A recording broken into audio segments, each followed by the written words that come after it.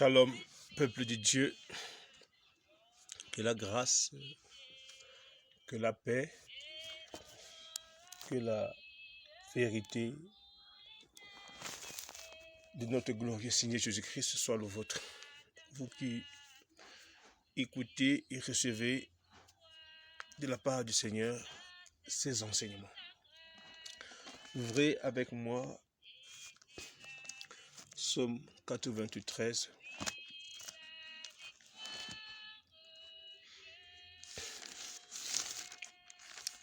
Psaume 93, verset 5.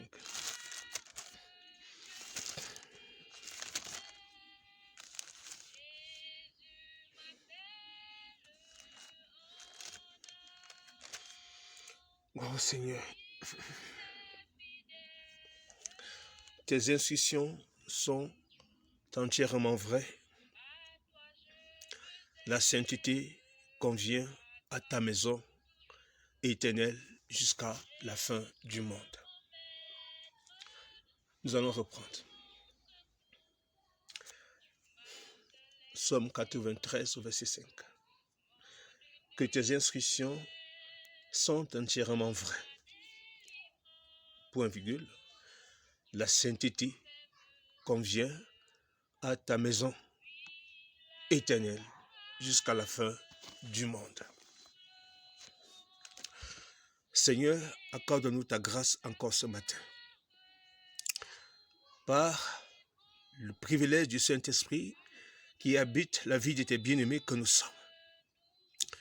Et dont la grâce a bien voulu que Père éternel, nous bénéficions d'un don, afin que Seigneur Père, par ce don, tu puisses encore édifier l'Église. Nous voulons donc, au Seigneur Père, ce matin, te remettre ce moment de partage, ce moment d'édification, ce moment de lumière, ce moment où les ténèbres doivent encore quitter les consciences des uns comme des autres, des unes comme des autres, Seigneur Père, car ta maison, en ce jour qui est censé, Seigneur, être le repère de la sainteté, est devenu aujourd'hui, Seigneur Père, un repère des impuretés et des brigands. Que par l'autorité du Saint-Esprit ce matin, veille incliner les cœurs de ceux qui recherchent ta vérité, à se soumettre parfaitement à ta vérité. Et bien, Seigneur Père, séparer ton Église avec ceux qui sont encore, Seigneur Père, moulés d'un vin d'égarement. Au nom puissant de Jésus-Christ, Roi de gloire, nous te prions. Amen. Les Bibles dans le Seigneur. Que la grâce et l'autorité du Saint-Esprit soient encore votre partage. Amen. De nos jours, il y a un problème dans le milieu chrétien. Quand je dis milieu chrétien, vous comprenez mon langage, c'est-à-dire tous ceux qui se réclament de Christ. En fait, tous ceux qui prétendent être des disciples du Seigneur Jésus-Christ de Nazareth. Lui, notre glorieux Seigneur, lui qui est le véritable Dieu, le véritable Hachem, le véritable Roi, le véritable Sauveur, le véritable Seigneur, en qui nous nous confions et en qui nous trouvons le repos éternel pour nos âmes. Le glorieux Seigneur Jésus-Christ de Nazareth. Et bien, le Seigneur, je viens de lire avec vous ici Psaume 93 au verset 5. Et ce qui me touche dans ce psaume-là, c'est que le Seigneur dit « Tes instructions sont entièrement vraies ». C'est-à-dire, les instructions du Seigneur, alléluia, sont entièrement vraies. Donc on ne doit pas jouer ni douter avec les instructions du Seigneur. Et il dit « La sainteté convient à ta maison éternelle jusqu'à la fin du monde. » Donc nous comprenons que la sainteté est une instruction, amen, que Dieu donne, alléluia, à sa maison. Pardon, est une instruction, pardon, qui convient, pardon, à la maison du Seigneur jusqu'à la fin du monde. Donc c'est une instruction que Dieu donne à sa maison et sa maison a besoin donc de respecter cette institution jusqu'à la fin du monde. Gloire au Saint-Esprit. D'après l'Écriture sainte, nous comprenons aujourd'hui que si vous prenez avec moi Hébreu 3,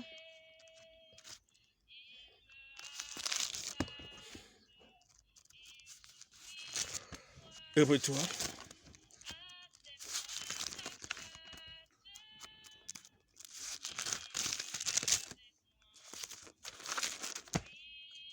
Hébreu 3,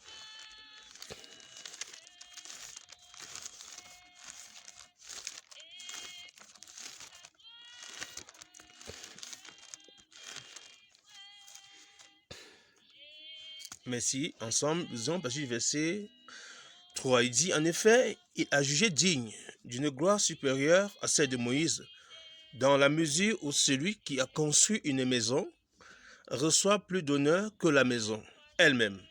Toute maison est construite par quelqu'un, mais celui qui a construit toute chose, c'est Dieu. Moïse a été fidèle dans toute la maison de Dieu comme serviteur pour témoigner de ce qu'il allait être dit. Mais Christ est comme fils à la tête de sa maison.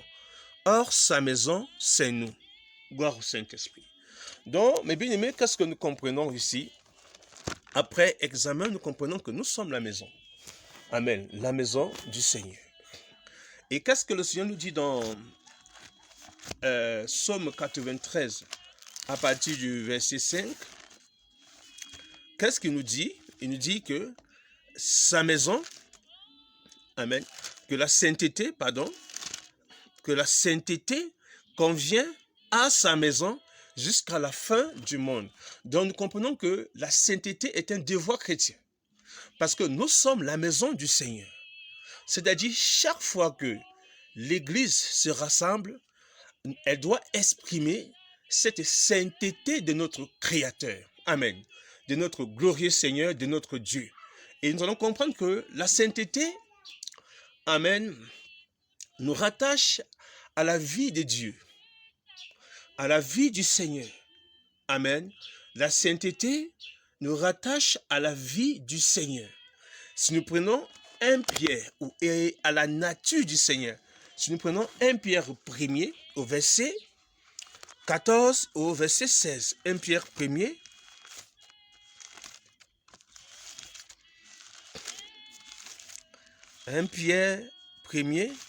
au verset 14 à 16.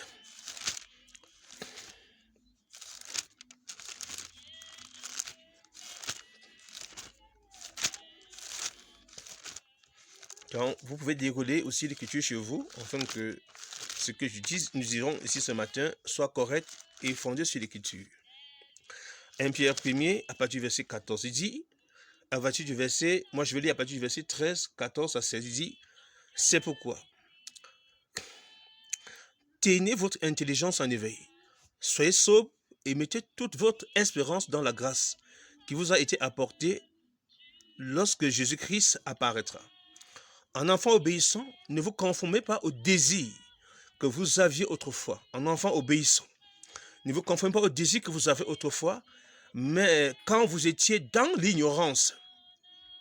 Au contraire, puisque celui qui vous a appelé est saint.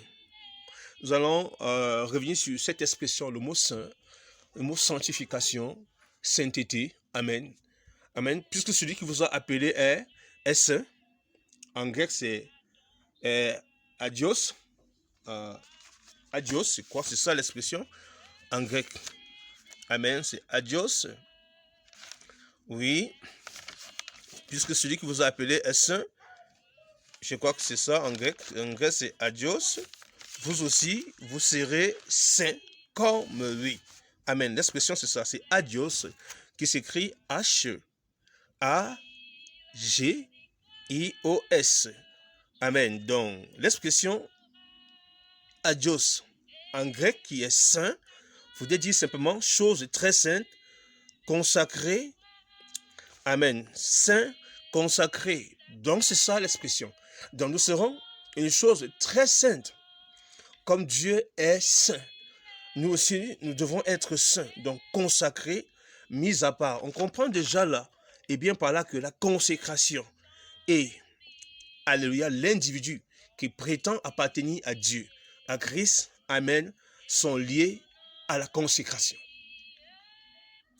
Parce que quand nous lisons, il nous dit, vous aussi soyez saints dans votre conduite. Donc nous comprenons que, comme celui qui vous a appelé est saint, vous aussi, soyez saints dans votre conduite. On peut donc comprendre que la conduite du Seigneur, amen, ne peut pas être une conduite immorale, une conduite impudique, parce que c'est la même chose, immorale, impudique, une conduite impure, une conduite, je vais dire, amorale.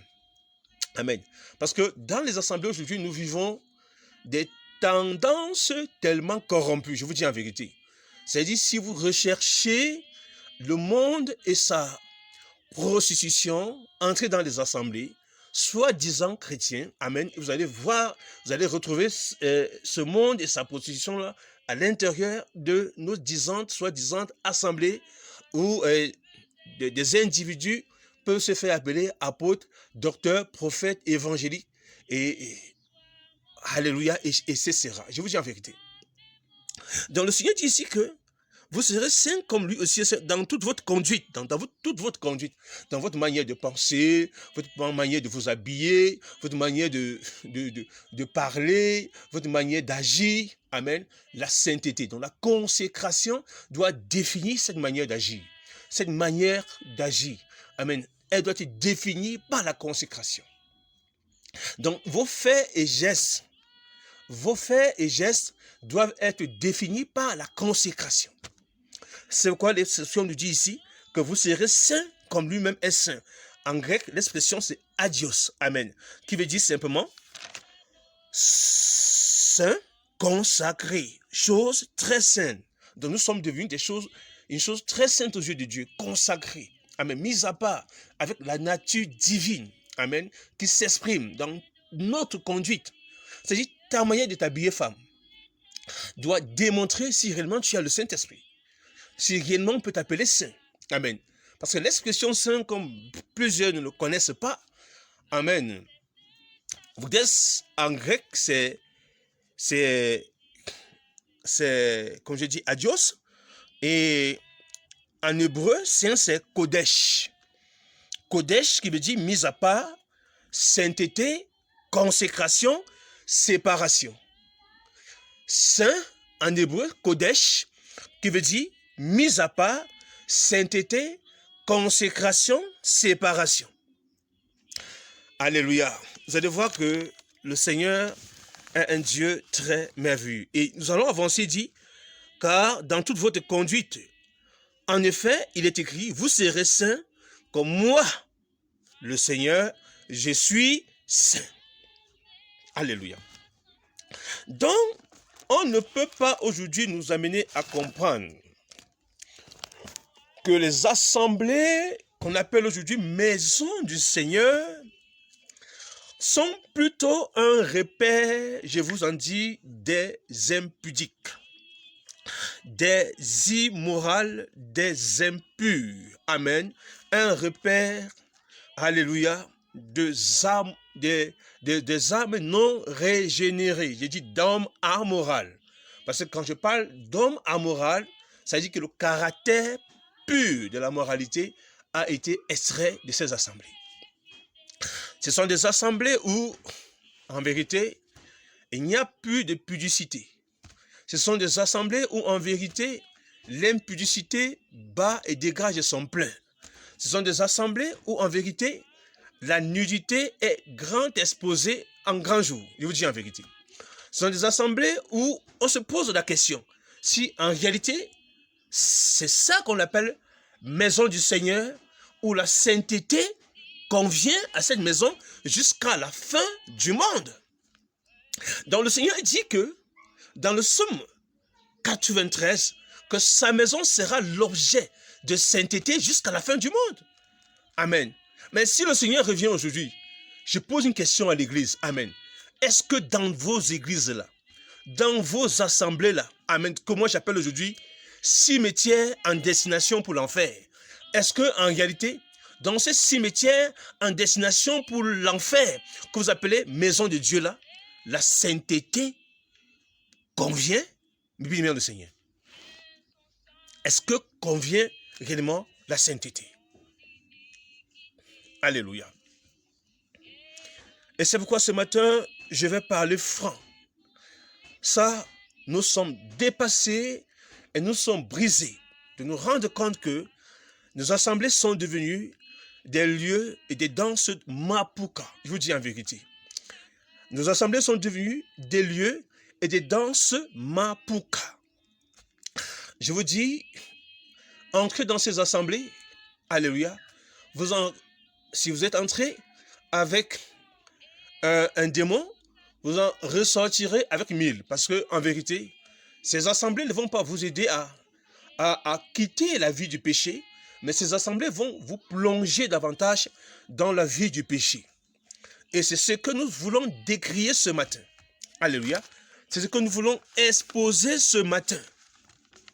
Car la Bible nous dit dans le livre de 1 Thessaloniciens 4, au verset 3 à 4, et au verset 7, nous allons le relire maintenant, afin que la lanterne de plusieurs soit éclairée.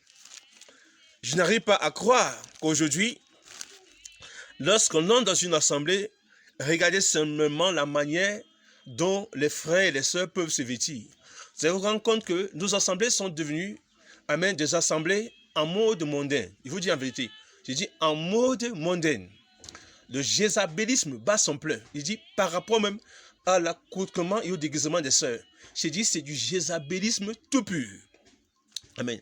Ces assemblées sont devenues des repères d'adultère, des repères d'impudicité. Parce que le Seigneur nous dira dans ce Matthieu 5 que celui qui regarde une femme pour la convoiter a déjà commis l'adultère avec elle dans son cœur. Comment aujourd'hui, quand on entre dans des assemblées, soi-disant assemblées de réveil, soi-disant assemblée où est prônée, enseignée la sainte doctrine. Amen. Aux premières images, à ce qui frappe nos yeux, c'est déjà le caractère impudique, amen, de ces assemblées. C'est-à-dire le caractère impur. Alléluia. L'impureté vit et domine désormais ces assemblées. Alléluia. L'impureté. Le mot impur en grec c'est akatarsia. Akatasia. Amen. Impureté, impur. Donc quand on entre dans les assemblées, première impression, c'est d'abord l'impureté qui dégage. Amen. En regardant les accoutrements des uns comme des autres, on se pose la question si on est vraiment dans les assemblées des saints. Vous allez voir des jeunes garçons, des jeunes frères avec des démembrés dans des assemblées. Vous allez voir des jeunes frères avec des chemises collantes dans des assemblées. Vous allez voir des jeunes frères avec des pantalons serrés dans des assemblées. Je vous dis en vérité. Vous entrerez dans des assemblées, vous allez voir des femmes, amen, avec des mini-jupes. Amen, les cuisses dehors dans les assemblées. Vous allez voir des femmes avec des pantalons moulants, mollets, c'est-à-dire pantalons serrés dans les assemblées. Je dis, quand vous allez dans les assemblées, c'est comme si, amen, on venait faire la promotion de la nudité. Je vous dis en vérité, c'est la promotion de la nudité qui se vit dans ces assemblées, peuple de Dieu. Ça donne du dégoût à persévérer avec des tels frères et des telles sœurs. Parce qu'on se pose la question en vérité, si tu entres là-bas avec un démon, mais tu en sors avec 1000. Je vous dis en vérité. Tu peux entrer là-bas, amen, avec le peu de connaissances que tu avais. Mon frère, on t'emballe dans le mensonge. On t'emballe dans la mort, je vous dis en vérité. Dans la mort. Parce que nos assemblées n'expriment pas la vie. La sainteté est un premier devoir qu'on doit avoir dans les assemblées. La manière de se vêtir des femmes, des frères, amen, doivent être mis à l'examen. Alléluia, doivent être mis à l'examen. Comment on s'habille? Comment on s'habille? Amen. Je vous dis en vérité, la manière de s'habiller, de s'accoutrer, alléluia, peut soit édifier l'autre, soit détruire l'autre. Ça, c'est une réalité. J'ai dit, la manière de s'habiller ou de s'accoutrer peut soit édifier l'autre, soit détruire l'autre. Ce matin, je ne parlerai pas du caractère révolutionnisme du pantalon chez la femme.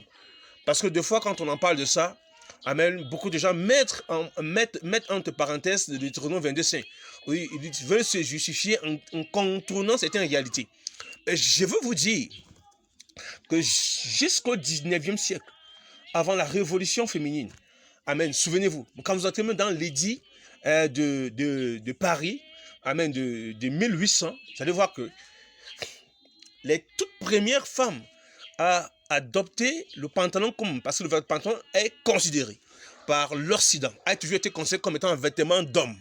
Amen. Ont été traitées de femmes travesties. Il fallait même une déclaration, même de la préfecture. C'est-à-dire que cette femme-là, à partir de ce jour, n'était plus comme les autres femmes. C'est-à-dire qu'elle rejetait le genre, la genre féminine. Elle voulait s'attribuer le titre de la genre masculine. Ça a été combattu, hein, mais vous savez, quand Satan veut dominer le monde, il a fini par adopter ce mœurs-là. Bon, nous ne parlerons pas de ce côté-là ce matin, mais je veux parler du côté simplement de sainteté via le pantalon chez la femme. Vous allez vous rendre compte que la femme et l'homme ont une différence au niveau de ce qu'on appelle le domaine fessier. Ça, c'est une réalité. Lorsqu'un homme s'habille, et vous allez vous rendre compte que nous ne disons pas aux hommes aujourd'hui, parce que vous allez voir dans vos assemblées aujourd'hui, vous allez voir des hommes en jean avec des robes serrées. Ça, ce n'est pas normal. Ça, ce n'est pas correct. Amen. Il faut s'habiller vraiment décemment. Vous allez voir que lorsqu'une femme met un pantalon, premièrement, qu'est-ce que nous remarquons? C'est que la plupart des femmes, quand elles vont au marché, elles vont chercher toujours des pantalons qui vont les serrer. Premièrement. C'est-à-dire, lorsque la femme met le pantalon, et souvenez-vous que lorsqu'elle met un pantalon, il est difficile pour elle-même de mettre un haut assez décent pour couvrir, cacher même déjà le fessier. Donc en vérité, c'est que lorsqu'une femme met le pantalon, première remarque, c'est que le fessier de la femme est vu. C'est-à-dire, est vu comme à l'œil nu. Je vous dis en vérité. C'est-à-dire, même si la femme veut la cacher comment, si elle rend un service dans l'assemblée, qu'elle se couvre, vous allez voir, sa nudité paraîtra. Et aujourd'hui, ce sont les condiments avec lesquels aujourd'hui on nous amène à croire que nous sommes en train de vivre une communion parfaite avec le Seigneur. Quand dans nos assemblées, on retrouve les déguisements des prostituées, on retrouve les habillements des prostituées, on retrouve le vêtement des... Je vous dis, la manière dont le monde se vêt, j'ai dit, le monde se vêt, on le retrouve dans les assemblées. C'est un problème. Il faut dire la vérité, c'est un problème. C'est-à-dire que l'Église a pris goût au monde.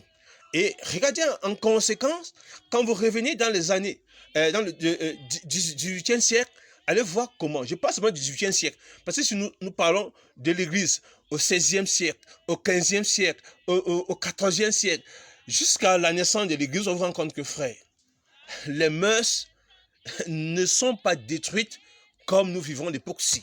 C'est-à-dire jusqu'au 19e siècle.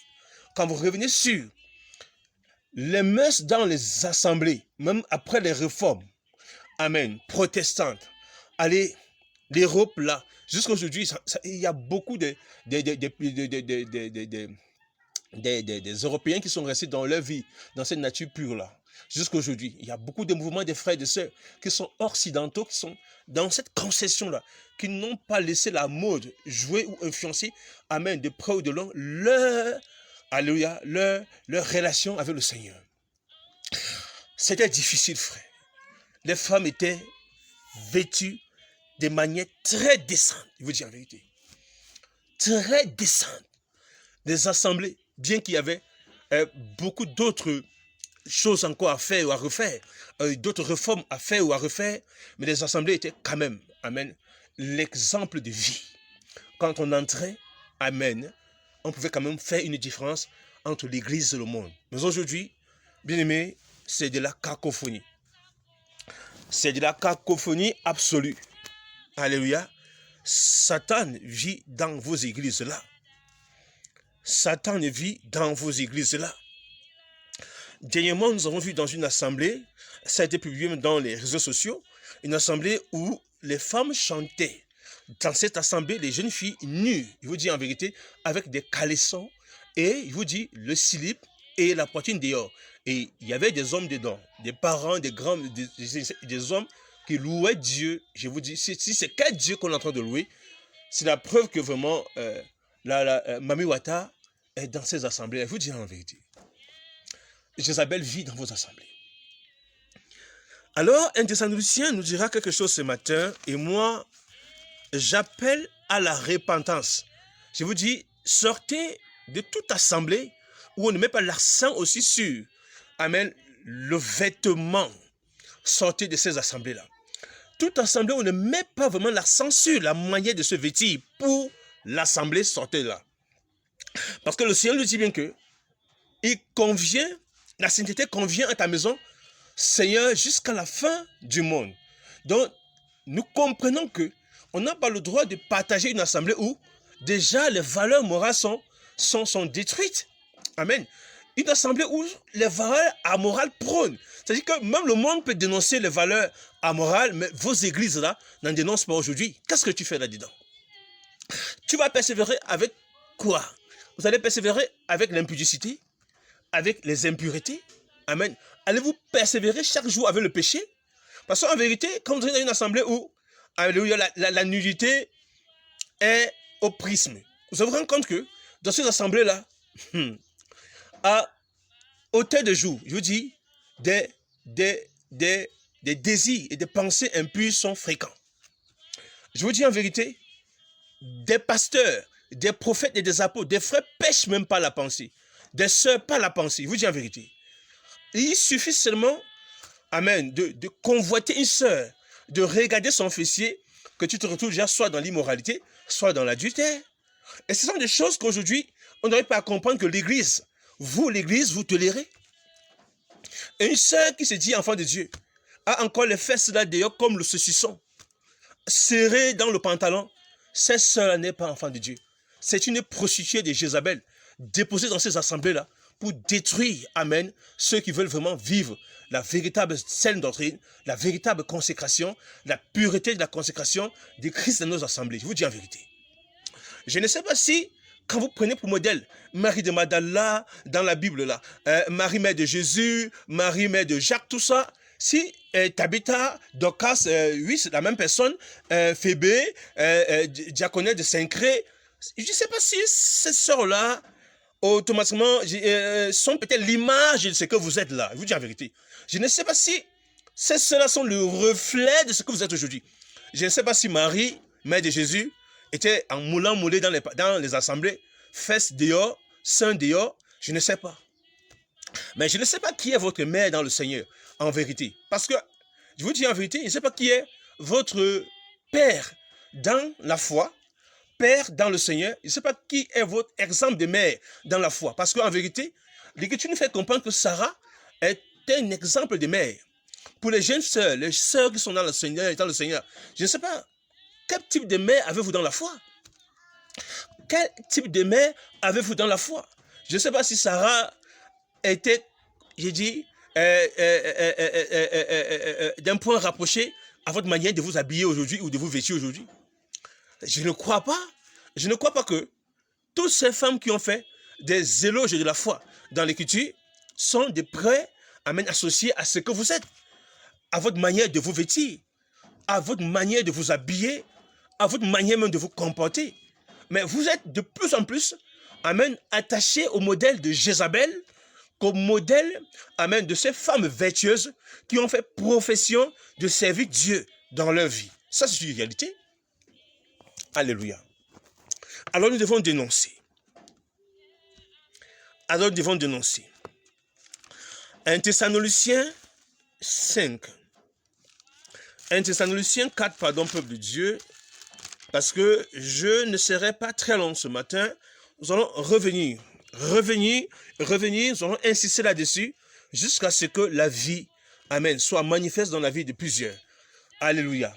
Quand on parle de sainteté, quand on parle de sanctification, amen, on doit comprendre que on ne parlera pas de sainteté, amen, sans au préalable parler de ce qui est juste, soit de l'intérieur, soit de l'extérieur.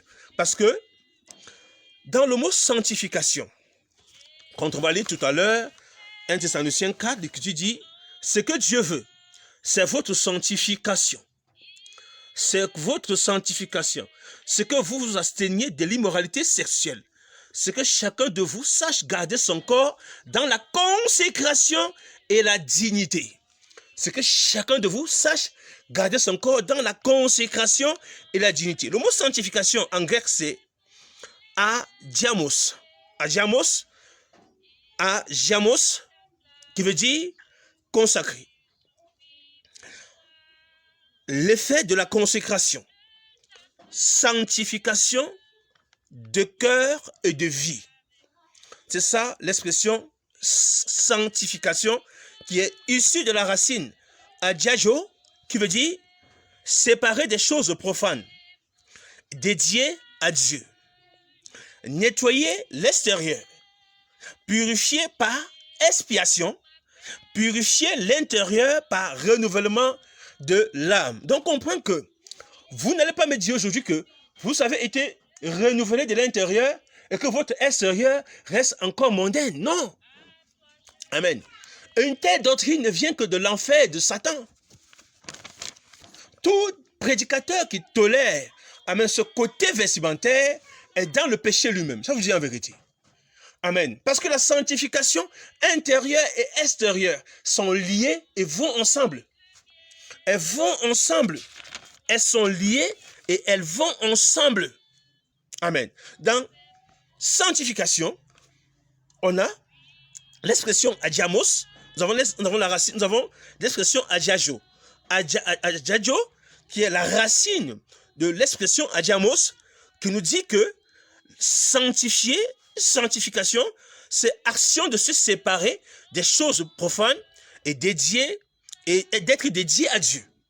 Amen. C'est ce que Paul nous dira dans Romains 12. Donnez-vous en sacrifice vivant au Seigneur, ce qui sera de votre part un culte raisonnable. Chaque jour, vous entendez les gens, on ne peut pas faire culte. Vous allez faire quel type de culte? Vous ne vous êtes jamais donné en sacrifice vivant au Seigneur. Le Seigneur ne peut même pas apporter des réformes dans vos vies. Amen. Vous êtes les premiers à contester les vrais messages, les vrais enseignements des véritables frères. Et vous pensiez que vous êtes en train de rendre un culte au Seigneur. Ça, c'est un culte à Satan que vous rendez. Amen. Un culte sans la crainte de Dieu, c'est quel type de culte? C'est quel genre de culte en vérité? Paul nous dit que se donner en sacrifice vivant au Seigneur, c'est un culte agréable à Dieu. Amen. Donc si vous avez de la peine à vous donner en sacrifice vivant à l'Éternel et permettre au Seigneur de travailler dans vos vies, de réformer vos vies, de réformer votre psychique, de transformer par la métanoïa à votre pensée. Amen. Parce que quand je parle de métanoïa, je parle de régénération, votre pensée. Comment allez-vous donc discerner ce qui est bon, ce qui est juste, ce qui est sain ou ce qui est acceptable? Comment allez-vous discerner ça? Comment allez-vous discerner? Amen. Donc il dit, ce que Dieu veut, dis à ton pasteur et dis à ton apôtre, à ton prophète, ce que Dieu veut, c'est la sanctification. Clair. C'est pourquoi aujourd'hui, la plupart des bien-aimés ont de la peine à comprendre que, à un moment donné, la sanctification nous demande de tout, de renoncer à tout. C'est-à-dire se séparer et vivre pour Dieu, être agréable au Seigneur envers tout ce que nous pouvons faire. Quoi que vous fassiez, en acte et en œuvre, faites tout pour la gloire de Dieu. Amen. Ta manière de te vêtir, ma soeur, est-ce là glorifier le Seigneur? Et nous comprenons ici que sans vous livrer à la passion du désir, donc c'est ce que nous vivons dans l'Assemblée aujourd'hui, comme les membres des autres peuples qui ne connaissent pas Dieu. Aïe. Ce que personne dans ce domaine ne fasse de tort à son frère. Bon, nous allons avancer. Amen. Oui, parce que tout ça, ça regroupe la sanctification. Il dit, en effet, Dieu ne vous a pas appelé à l'impureté, mais à la consécration. Dieu ne vous a pas appelé à l'impureté, mais à la consécration. Quand nous disons aujourd'hui que le Nazaréat, c'est une vie de consécration. Dans Nombre 6, le Saint-Esprit, amen, inclut le Nazaréat au sein de la communauté juive. Amen, du peuple d'Israël, parce que c'était une préfiguration de ce que le Seigneur avait en pensée. Dans le Nazaréat, celui qui faisait ce vœu entrait dans une extrême consécration. Parce que je l'ai dit ici, le mot nazaréen, Nazaréat en hébreu, c'est Nazar, qui veut dire simplement sanctifié. amen, consacrée. Donc, vous voyez que c'était une illustration à la consécration. C'est pourquoi elle n'était pas forcée. Mais, y compris le sacrificateur qui travaillait dans la tente d'assignation, y compris le citoyen lambda qui faisait partie de la communauté d'Israël, avait la liberté d'entrer dans ce vœu. Amen, selon ses désirs. Et il y avait des recommandations pendant ce temps-là. Il ne fallait pas faire ceci, il ne fallait pas faire cela, il ne fallait pas boire ceci, il ne fallait pas... Alléluia, alléluia, alléluia. Et quand le Seigneur intervient dans l'histoire de Jésus, dans les différentes pages de l'histoire de son peuple, souvenez-vous, quand Samson doit venir, quand l'ange vient, il dit à sa mère, tu ne boiras ni vin, parce que l'enfant sera Nazar, il sera saint, consacré. Amen. C'est terrible. Et quand Jean-Baptiste doit venir, amen, les mêmes avertissements viennent, sont donnés pour Jean-Baptiste. Dans le livre de Luc, je pense, de Luc 2, quelque part là-bas, on dit que tu ne boiras ni vin, car l'enfant qui vient, amen. Non, je reviens, je crois que ce n'est pas ça, c'est dans Luc 7. Oui, dans Luc 7, pardon, je ne peux pas dire à l'écriture ce qu'elle ne dit pas. Dans Luc 7, au verset 33, il est écrit ici que... Alors, Seigneur Maître, alors, il dit que... Il est écrit ici que... Il dit, apparaissant dans la gloire, il parlait de son prochain départ. J'ai dit... Je suis à 9, pardon. Oh, Seigneur. Luc 7.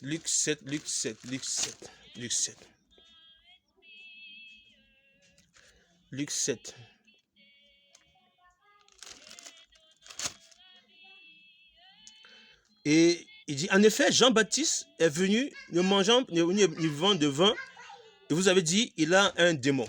Ouais, vous allez voir pourquoi Jean-Baptiste ne mangeait ni ne buvait de vin.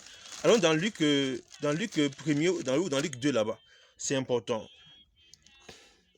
C'est important.